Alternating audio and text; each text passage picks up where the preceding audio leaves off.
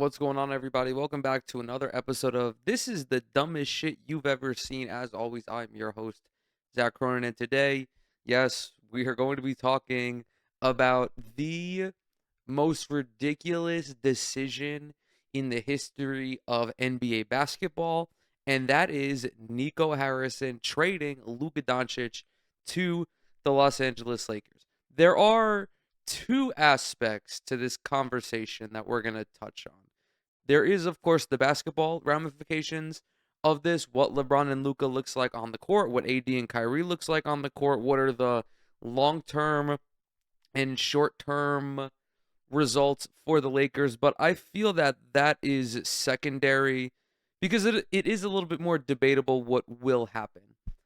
What we have to discuss is the negotiation and the behind the scene portion of this trade because it is flat out inexcusable that Nico Harrison made this decision. If we're just going to talk about Luka Doncic as a player, he is 25 years old. At the worst, he's the fifth best player in the NBA. At the best case scenario is he's the best player in the NBA. Five-time first team All NBA, five-time All Star, second all time in playoff points per game, third all time in regular season points per game, sixth all time in playoff triple doubles, seven all time in playoff triple doubles. He's a walking 39-9 who shoots like 48% from the field. His efficiency and his production is staggering. And again, he is 25 years old. How did we reach this point? Allegedly, Nico Harrison, and I'm not going to say the Dallas Mavericks organization did this trade because it's clear that this was the brainchild of none other than Nico Harrison. He became fed up with Luka's weight gain, with his alleged lack of conditioning. Harrison feared that a Joel Embiid type situation was forming here in Dallas. That is objectively untrue. Heading into this season, before this season, Luka was relatively healthy for his first six campaigns. He appeared in more than 60 games every year. He routinely played in two-thirds plus of all of his contests. Of the 492 total regular season games he could have appeared in from his rookie season up until last season, he suited up 400 times. That's an average of 66 per season. Joel Embiid averaged 56 games played per season over that same time.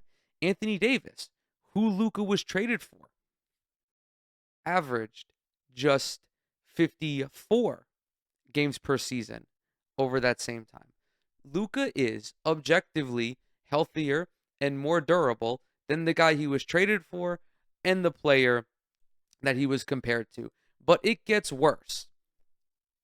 Nico Harrison apparently, reportedly, fired the strength and conditioning coaches who were working with Luka Doncic. It was a strength coach, it was a conditioning coach, I believe it was a nutritionist as well. He told all of them to fucking beat it and replace them with folks that he felt could push Luka to become more conditioned or slimmer. I don't know what the threshold was for Nico Harrison. Certainly, Luka Doncic has put on a little bit of weight since he came into the NBA.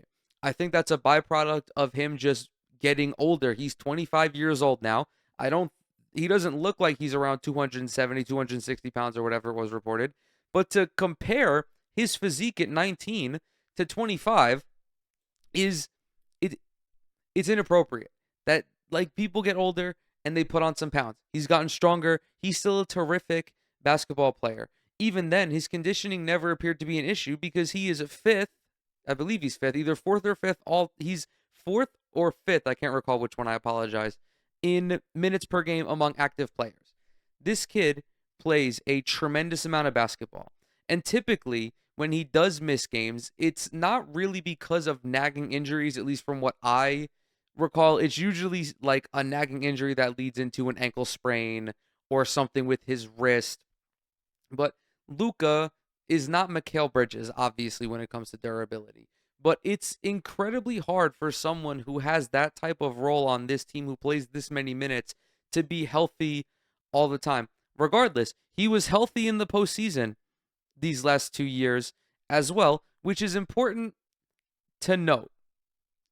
Dallas went to the Western Conference Finals 2 years ago.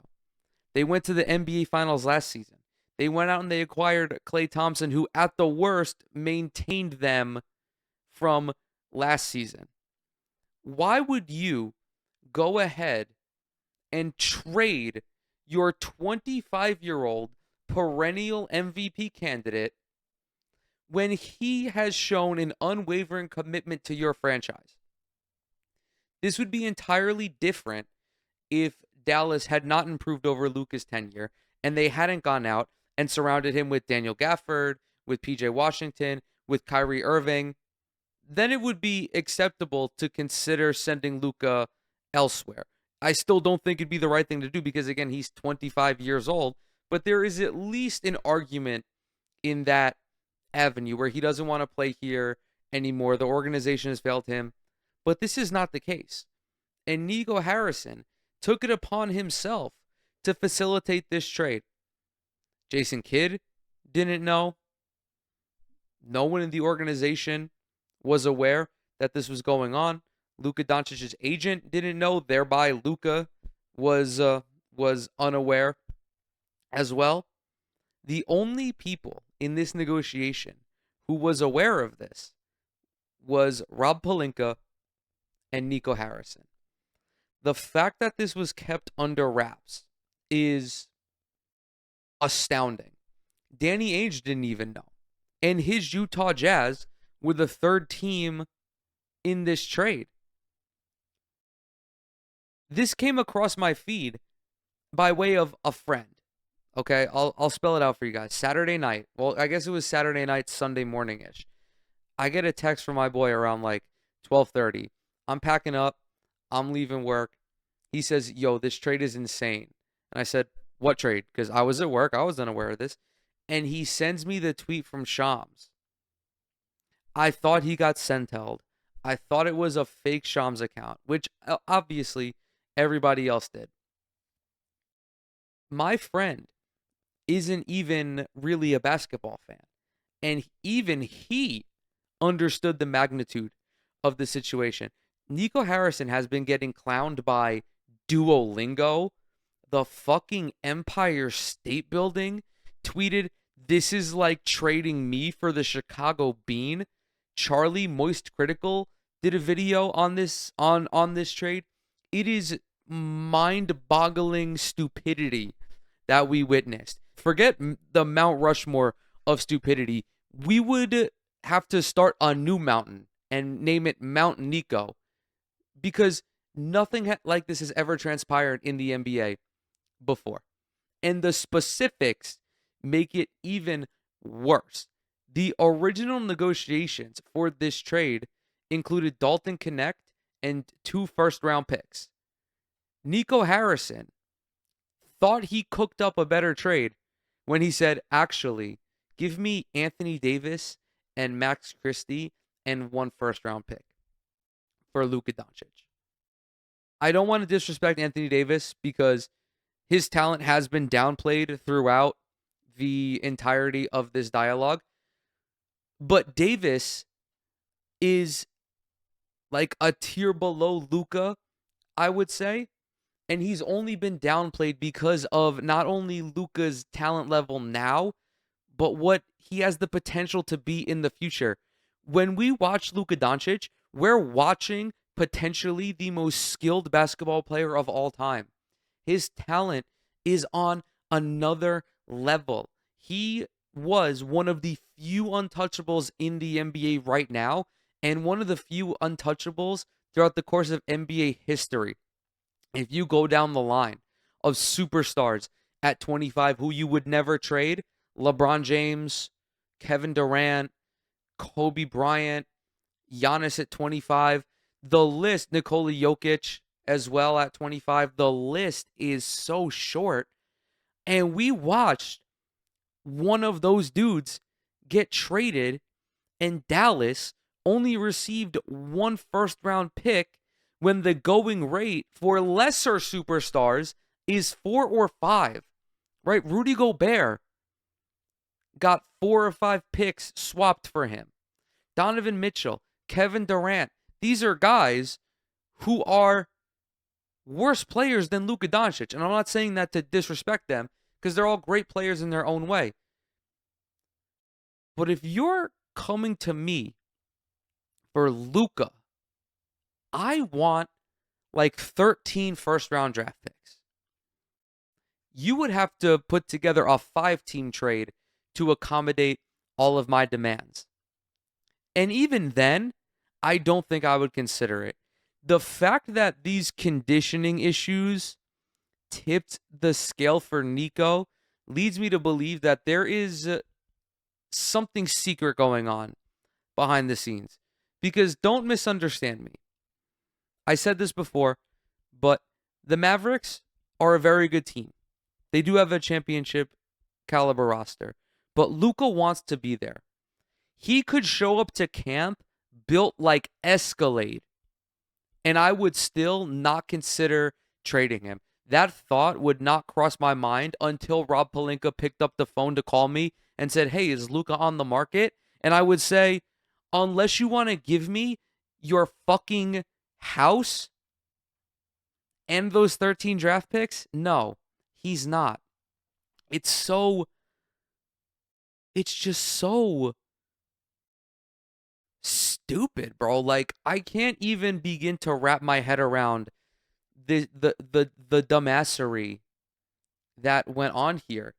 And Luka is clearly hurt by this situation. I'm sure he's elated that he gets to play with LeBron, but there's a picture of him floating around at the Lakers press conference and he looks sad. And I feel that that is a legitimate reaction for him. That is a valid response to this situation. Dallas drafted you as a 19-year-old and did everything to accommodate you and your development over these last 6 years. You revitalized this organization.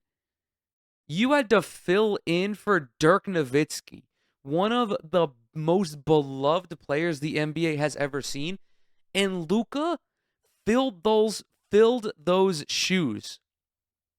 And all it took for Nico Harrison to tell him to get the fuck out is that he showed up to camp a little chubby. But that chubbiness didn't affect his play. Dude, his numbers this season, this fat Luka, you can call him whatever you want. You can call him, we can call him chubby, we can call him fat, whatever. It doesn't fucking matter because, one, he's not even really like that big. I mean, he's listed at 230 on Basketball Reference. I feel that's probably a little low, but he's not enormous, right? And even if he was, he's averaging 28 points, 8 rebounds, and 8 assists, shooting 46% from the field, and he was bothered by injuries for those 22 games that he appeared in. There's just no reason why this should have happened. Luka Doncic should still be a Dallas Maverick. I feel very badly for him. I am like, it really pains me to see. It really sucks to see a player be treated with such disregard. The fact that he is an undeniable superstar, and Dallas, or Nico Harrison, because I don't even want to say the Dallas Mavericks organization because they didn't know. The fact that Nico Harrison didn't fuck with him is disgusting. And I feel for the Mavericks fans as well. If you are a Mavericks fan and you are considering changing your fandom, I understand. I know that when you're a fan of one team and there's an in-state rival, you're not allowed ever to swap. But if you're a Mavericks fan, I feel that you should be allowed to now support the Spurs or to support the Rockets because your organization, your general manager spit in your mouth and told you it was raining, even though it's 95 degrees, not a cloud in the sky. This plays out like one of those math problems that you would see in second grade where it's like Johnny loves apples. Johnny has 10 apples. Johnny does not like bananas, but he gave 10 apples to Sarah for one banana. It doesn't make any sense. I want to talk about Anthony Davis as well, because unfortunately, he also got fucked over in this situation. AD helped bring the Lakers a championship. Anthony Davis, when he is healthy, is an MVP caliber player. I have no issue saying that. The dominance that he has on defense, the dynamic offensive skill set that he's cultivated, there are truly not many players like Anthony Davis that have ever touched a basketball. And he too got treated like shit. I understand that his time in LA was potentially coming to a close, and I do understand that it's a business, and when you have the chance to trade for someone like Luka Doncic, you're going to do it. But Anthony Davis did not deserve to go out this way. I don't know if he also wasn't informed, but if he was uninformed that this trade was happening, shame on the Lakers. This guy, we folks may call him Anthony Data Davis or whatever, but the fact of the matter is that the Lakers fan base truly appreciated what this guy did for them. They don't win a title without him in 2020 or whenever it was, the COVID championship. They don't win a title without him. It's that simple. He was the perfect complement to LeBron on this Lakers team. I do think that as we transition into the basketball portion of this video, I do think that it's going to get very tricky for the Lakers throughout the rest of this season. There are reports that Luka's conditioning is ramping up and that he could return around or after the All-Star break. But the Lakers give up Anthony Davis, who defensively provided so much for them. And that's while they are a below average defense. At the time of this recording, they are 20th in defensive rating. And that was with Anthony Davis. They don't have a quality big right now. No disrespect to Jackson Hayes, but if you're going to look at me, if you're going to watch this video, look me in my eyes and tell me that Jackson Davis is the answer to, and I'm going to go down the list of teams in the Western Conference, Chet Holmgren and Isaiah Hartenstein, Jaren Jackson Jr., Alperen Şengün, Nikola Jokic, Rudy Gobert. Dude, forget that. If the Lakers and the Mavericks met in the play-in, do you think that Jackson Hayes is going to be able to slow down Anthony Davis and Daniel Gafford? I understand that the trade deadline is like 2 days away at the time of this recording. There is still room for the Lakers to make a deal. I don't know what they'll do. I don't know if they'll reach out for someone like Nick Claxton for my Brooklyn Nets, or if they get really wacky and build a big three, reach out to the Kings for Domantas Sabonis. This Lakers roster right now is just as unlikely to win a championship as it was with Anthony Davis. I don't see the Lakers as contenders right now. I don't see them as contenders with Luka Doncic because the team is still weak, unfortunately. This is just not a championship caliber team at this point. However, for Dallas, it's interesting because the Western Conference is very competitive right now. The Phoenix Suns, the 10th seed in the Western Conference, are just 4 games back of the 5th seed Lakers. This also goes for the Golden State Warriors. Dallas has a very, very solid team. And I do think that Anthony Davis brings something. Not that he brings something. The drop-off in talent from Luka Doncic to Anthony Davis is not that sizable.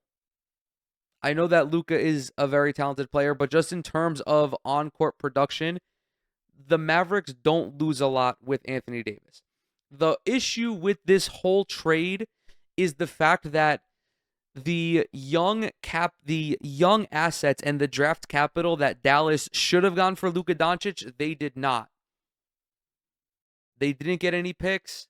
They didn't get a quality young player. I mean, they got Max Christie, but no disrespect to Max Christie, bro.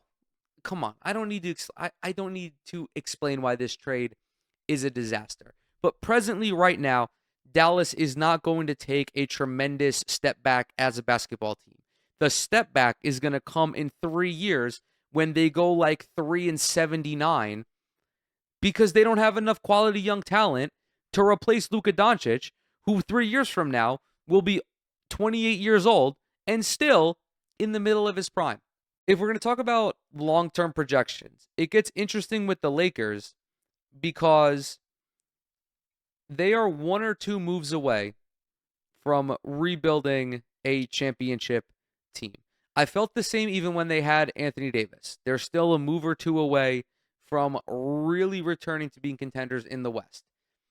Not only does that remain true now with LeBron and Luka, but it remains true a little bit later on when LeBron eventually retires and Luka is the guy in Los Angeles. Now, an interesting wrinkle in this is because Luka and his agent were unaware of this happening, the Lakers don't know if Luka is willing to re-sign long-term. He's going to be eligible, or he should be eligible for a $375 million Supermax contract. And actually, I'm lying. That's what the number would have been if he was with Dallas. I'm sure he's still eligible for the Supermax, but the lump sum is going to be different because the Lakers can't offer him that extra year. But the Lakers have their franchise cornerstone for post-LeBron. They didn't have to draft anybody. They don't have to develop anybody. They just have to continue to build this team. Now, there are rumors that LeBron isn't going to retire, that he's going to continue to try to win a final championship, win that 5th championship before he retires. And I think that LeBron obviously still has the capabilities to excel as a basketball player. Luka obviously can be the number 1 when he has to be. He's effectively going to be what Anthony Davis just became this year. The acquisition of Anthony Davis was to allow LeBron not to be the guy all the time. And Davis only just turned into that player. Luka is filling into that role. Just instead of playing the 4 or the 5, he's going to play the 1, the 2, or the 3. With that said, the Lakers still have to go out and find a quality big man. How they do that, I don't know. That's Rob Pelinka's job, not mine. But it does also get interesting because does Rob Pelinka entertain trading LeBron? And this used to be an argument that was off limits, but after seeing what Nico Harrison did, or we should start calling him Freako Harrison because that's what he is, there's no player, it seems, that is untouchable anymore. This is a new precedent for NBA front offices. You can ask for anybody now. It used to be that certain guys, you wouldn't even pick up the phone. But now, there's prior examples of one GM being able to finagle another. So it does get interesting in that regard. I don't think that LeBron does get traded. That'd be really fucking weird. Unless I was bullshitting with my friend the other day, and I was like, yeah, I think LeBron does get traded. I think Rob Pelinka is going to try to swap LeBron for Giannis, which would, of course, be fucking preposterous. But that is something that's on the table as well. Granted, I think it's teetering on the edge of the table and liable to fall off. But there's really no conversation that we can't entertain anymore. So with that, I'm going to go ahead and close this video out. Thank you guys so very much for coming to hang out with me today. As always, everything I'm associated with is down in the description box below. Twitter, Instagram, TikTok. Subscribe to the channel. Leave a like on this video. Drop a comment as well. It really helps out with the algorithm. If you do any of those three things, you'll become my new favorite person. And with that, I will see y'all in the next one.